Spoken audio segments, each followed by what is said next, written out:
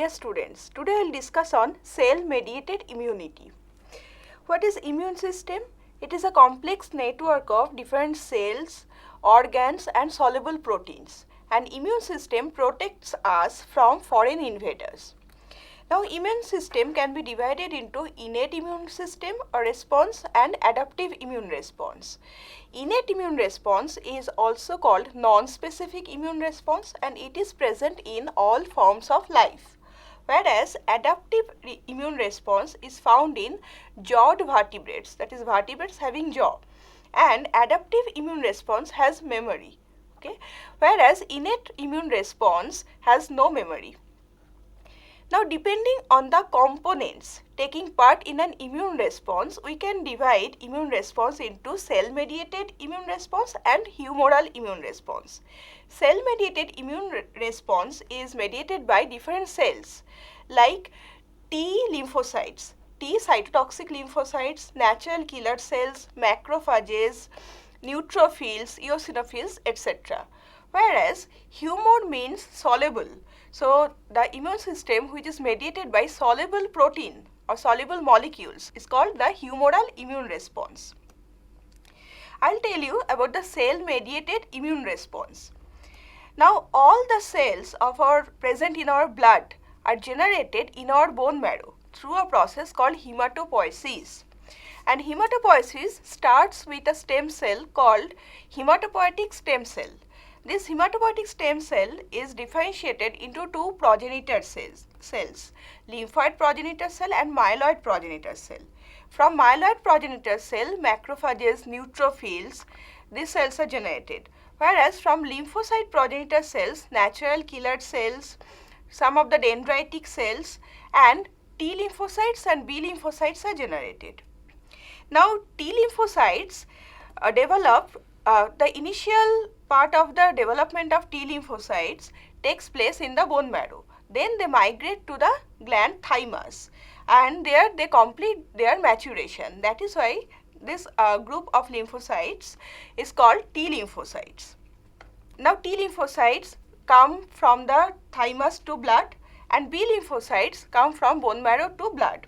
And in blood, these lymphocytes migrate as recirculating or circulating lymphocytes, okay, and they are present at G0 stage of cell cycle. They don't divide until they encounter an antigen, and they are non-phagocytic in nature. If they don't encounter an antigen, they will die by apoptosis. But if a lymphocyte encounters an antigen, then it is called that lymphocyte is selected. It is called clonal selection. Okay, that particular lymphocyte will then start proliferation. It will produce many clones of its own. Okay, and they will differentiate into effector cells and memory cells. Effector cells show immediate effect against the foreign invader and memory cells keep the memory of that same foreign invader or antigen and it becomes active during the second exposure to the same antigen. Now, T lymphocytes can be of different types: T cytotoxic cells, T helper cells, T regulatory cells, T suppressor cells. Okay, and T cytotoxic cells are actually taking part in cell mediated immunity. Now, T cells express a unique membrane bound receptor on its surface. Okay, it is called T cell receptor. This is the structure of T cell receptor. We can see it is composed of two polypeptides. Now, it has a very short cytoplasmic domain which is unable to transduce a signal inside the T cell. That is why 3 pairs of heterodimers help the T cell receptor to transduce a signal. When it will transduce the signal? When a TCR will recognize a foreign peptide presented by another protein called MHC or major histocompatibility complex. Now, all nucleated cells of our body express a MHC molecule, major histocompatibility complex class 1, and 3 cells of our immune system, B lymphocytes, dendritic cells and macrophages. These 3 cells express a second type of MHC molecule called MHC class 2. So class 1 MHC molecules are found on all nucleated cells, whereas class 2 MHC molecules are found on the surface of antigen presenting cells. Now what are their functions? Class 1 MHC molecules present self peptides to the T cell, whereas class 2 MHC molecules present foreign peptides on their with them. Now T helper cells, the receptors present on the surface of a T helper cell, recognizes foreign peptide presented by class 2 MHC molecule, whereas receptors present on a T cytotoxic cell recognizes non-self or altered self peptide presented by class 1 MHC molecule on any nucleated cell. So if a TCR, T cell receptor, recognizes non-self peptide presented by MHC molecule, then that T cell gets activated and it starts an immune response against that target cell, because something non-self presented means that cell has been infected with a foreign invader or our cell proteins has been changed. Now TC cells have no cytotoxic activity. The TC cell is called the naive TC cell. So cytotoxic T lymphocyte precursors are activated and differentiated into an effector cytotoxic T lymphocyte on encountering an antigen. Now how the activation takes place? For the activation, 3 signals are required. The first signal comes through the recognition of non-self peptide presented by MHC molecule on the target cell surface through the T cell receptor present on a TC cell. Clear? Second signal comes through the interaction between two proteins. One is present on the surface of the TC cell, one is present on the surface of the target cell. The protein which is present on the surface of TC cell is called CD28. It binds to its complementary binding site present on the B7 peptide or B7 protein which is present on the target cell. And the third signal comes through the interaction between a signal molecule called interleukin-2, which is a protein. It is secreted from the TH cell and it binds to its receptor present on the TC cell. And the third signal comes through the interaction between IL-2 and its receptor. IL-2 is called interleukin-2, which is a cytokine. That means it is a protein, signaling protein. It is secreted from T helper cell and it binds to its receptor present on the TC cell. Now when a TC cell or CTL precursor receives all these 3 signals, it is converted to functional CTL or effector CTL. Now it continues cell division and produces a clone of CTL of same kind. Okay, and some of them will be differentiated into effector CTL and some will be differentiated into memory CTL. Now the total process starting from CTL-P to effector CTL, it takes almost 7 days. Now how CTL, effector CTLs, they kill the target cell. The target cell is showing non-self peptide via MHC class 1. The non-self peptide may come from a virus. Since viruses directly inject their genome, it is processed inside a cell, inside any cell, and when they are degraded, they are considered as self. And the non-self peptide may come from a transformed or cancerous cells also. Now, as a CTL recognizes non-self peptide presented by class 1 MHC molecule, it binds to the target cell more closely, okay, and form a conjugate, and the conjugate lasts for 5 to 10 minutes. After then the CTL dissociates from the target cell and it goes on to bind to a second target cell, and the target cell after CTL dissociation takes only a few hours for undergoing apoptosis. So the target cell dies by apoptosis. Now what happens in the conjugate formation? TC cells or cytotoxic T cell precursors, they don't have any granules in their cytoplasm.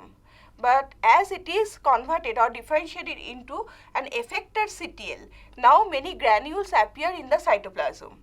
And it has been seen that the granules rearrange or reorient themselves at the junction. Okay, and the granules fuse with the surface plasma membrane of the CTL, and they are released in the junctional space between the two cells. Now, what are there in the granules? Two types of molecules are present. One 65 kilodalton A molecular weight protein called perforin, and a serine protease called granzyme B or fragmentins. Perforins, what is the role of perforins? Once the perforins are released at the junctional space, perforins are actually hydrophilic molecules, but as they touch the surface of the target cell, they undergo a transition, hydrophilic amphipathic or amphiphilic transition, and now they are able to penetrate into the lipid bilayer. Now, once a perforin gets incorporated into the lipid bilayer, many more perforins will come and attach to it, and they will form a hole, okay, having a diameter of almost 5 to 20 nanometer. And the granzyme B, which are also present at the junctional space, they will enter into the target cell through those pores, perforin created pores. And once granzymes are inside the target cell, it will start apoptosis. Another mechanism is there, which is called Fas ligand binding. TC cells express a molecule called Fas ligand, and some target cells express a molecule called Fas. When Fas ligand binding takes place, it also sends a signal into the target cell to undergo apoptosis. Now, both the Fas ligand interaction and granzyme B, release of granzyme B into the cytoplasm of target cell, activate the caspase mediated pathway. Ma'am, what is caspase? Caspases are proteins or proteases. They are called cysteine proteases.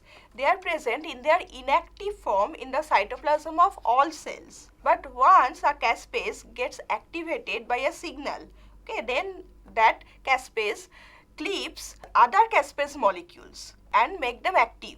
And the cleavage takes place after an aspartic acid residue. That is why caspase got its name from cysteine and aspartic acid. So, both the Fas ligand interaction and presence of granzyme B into the cytosol activates the caspase mediated pathway, and cells undergo programmed cell death, which is an orderly and systematic degradation of the cell. This way, CTL or cytotoxic T lymphocytes mediate killing of the target cell.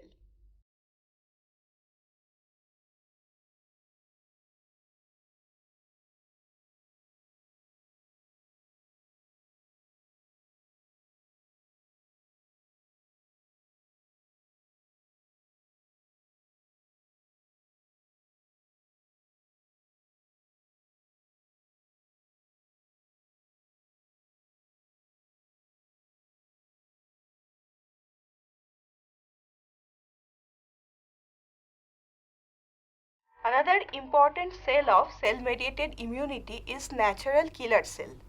They are large granular lymphocytes, and they constitute almost 5 to 10% of circulating lymphocytes, and they provide protection or first line of defense against viral infection. As I mentioned, activation of CTL precursors to effector CTL takes almost 7 days. During that time, NK cells or natural killer cells, they check or prevent the viral proliferation. And these cells are also active against the tumor cells. They are cytotoxic and they kill almost all different tumor cells. Now, natural killer cells express a number of receptors on their surface. They don't have any receptor like the T lymphocyte or B lymphocyte, but they have a separate set of receptors on their surface. Two receptors are very important. One is called killer activation receptor or KAR, and the second one is called killer inhibitory receptor or KIR. Now, what is the role of KAR?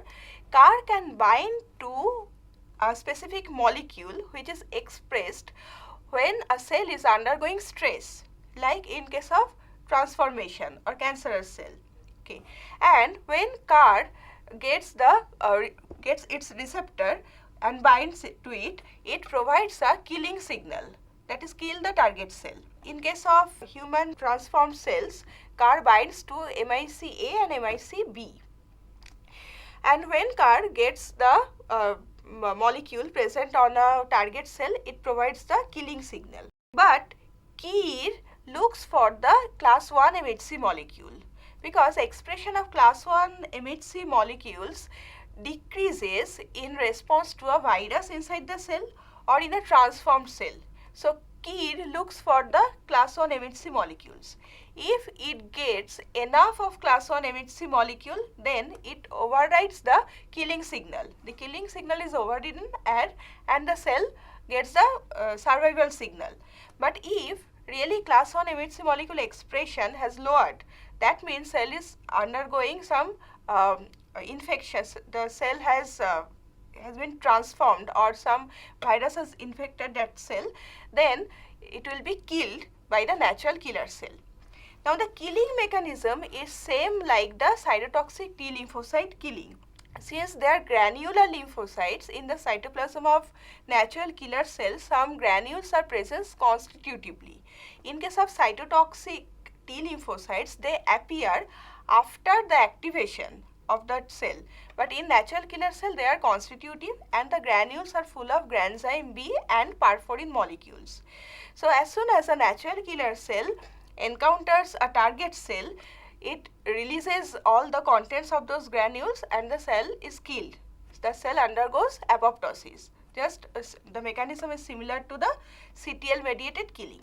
Another way of killing by CTL, and natural killer cells also secrete a number of cytokines, very important cytokines, and these cytokines activate the other cells of both the innate and adaptive immune response. Another way of killing by natural killer cell is mediated by antibody. It is called antibody dependent cell mediated cytotoxicity. What happens? Some tumor cells and virus infected cells, they express some proteins on their surface, and immune system recognizes those proteins and develop an antibody response. Now the antibodies developed against those proteins, they bind to the surface of the target cell. Now on the other hand, on the surface of natural killer cell, there are receptors for the Fc region of an immunoglobulin. Mainly CD16 is present on the NK cell surface, which can bind to the Fc region of an IgG molecule. So a target cell covered with antibody, now natural killer cells bind to the Fc regions and they mediate killing very quickly. Among the other cells which take part in the cell mediated immunity, macrophage and neutrophil, they are very important. Macrophages are developed from monocytes. Monocytes develop in the bone marrow through hematopoiesis. Monocytes come to blood from the bone marrow. When circulating monocytes, they migrate to different tissues, and in the tissues they mature into macrophages, and macrophages are named differently depending on the position of the macrophage. If they are present in the lungs, then they are called alveolar macrophage. In the liver, macrophages present in the liver are called Kupffer cells. Brain, the macrophages which are in brain called microglial cell, etc. And macrophages express a number of receptors on their surface. These receptors can recognize specific molecules present on the surface of an organism. The receptors are called pattern recognition receptor, PRR, and the molecules which are recognized by this PRR are called the pathogen associated molecular pattern. So as soon as PRR combines with PAMP, immediately phagocytosis takes place and the ingested organism is killed inside the macrophage. Macrophages also secrete a number of cytokines or small signaling proteins, and these proteins also activate other cells of the immune system. Another important cell is neutrophil. Neutrophils have granules inside it, and they are granular lymphocytes. And neutrophils are the first cells to reach a site of an infection or inflammation. So they are called inflammatory cells also. And neutrophils can phagocytose very quickly, and after phagocytosis, killing is very quick, much more than that of macrophages. Now how the phagocytosis takes place? As soon as an organism or a molecule binds to a specific receptor present on the neutrophil or macrophage, it is ingested, and as it moves inside the cell, then H plus ion concentration increases inside the vesicle. It is called a phagosome.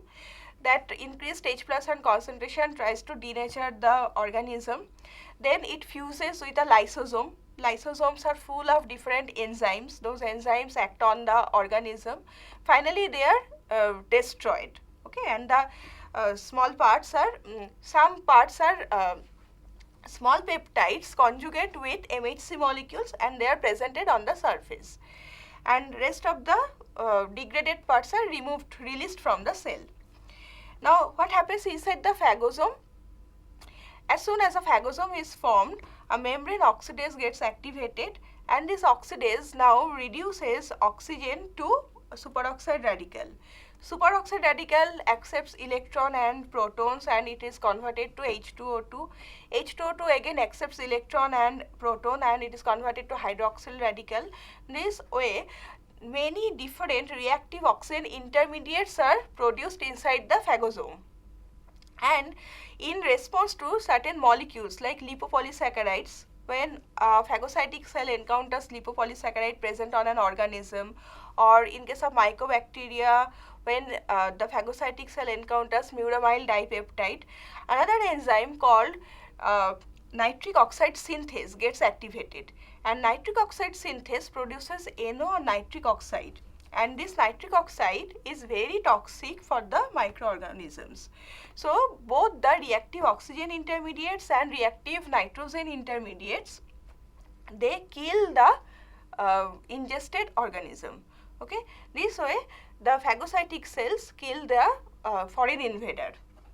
Another important cell of cell mediated immunity is called eosinophil. They are present at a very low percentage, only 1 to 2% of eosinophils are found in normal individual serum, but their concentration increases in an allergic individual. Okay, because they mediate allergic responses. Now, what is the function of eosinophils? Eosinophils get activated in response to a parasite or its larvae. These cells are also phagocytic, and in the presence of parasites or its larvae, they phagocytose and try to remove the parasites. So, different cells of cell mediated immunity have different mechanism of killing of the target cell or the foreign invader, but they work in combination. Each one of them tries to remove the foreign invader or the target cell infected by a virus or self-altered target cell or tumor cell, and they work together to remove that foreign invader.